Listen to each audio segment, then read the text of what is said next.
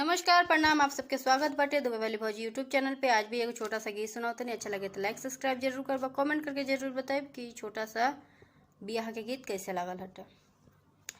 कई कोस चमकेला सोना के सिंहोरवा, कई कोस चमके लीलार है। कई कोस चमकेला सोना के सिंहोरवा, कई कोस चमके लीलार है। आंगना में बैठल बड़ी बेटी, कवन बेटी बैठेली बाबा के जान है। आंगना में बैठल बड़ी बेटी हो, कवन बेटी बैठेली बाबा के जान है।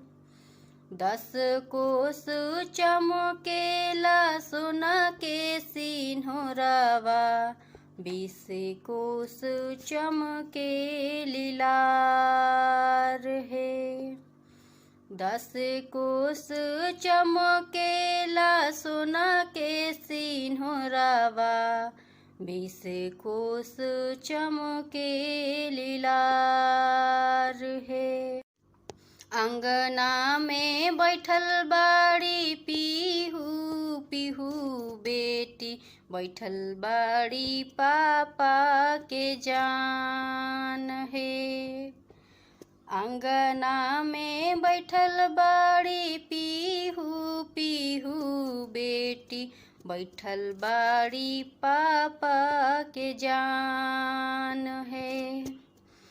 अंगना में रोवे भौजी भैया दुअरिया, माई रोवेली पूका फार।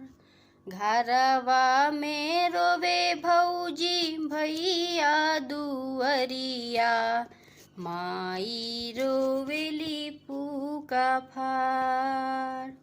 आंगना में रोवे बेटी पीहू पीहू बेटी, बैठेली बाबा के जान। आंगना में बैठेली पीहू पीहू बेटी, रोवेली पापा के जान। कई कोस चमकेला सोना के सिंहोरवा, कई कोस चमके लीलार है। छोटा सा बियाह के गीत कैसे लागल, लाइक सब्सक्राइब जरूर करब और कमेंट जरूर करके बताई।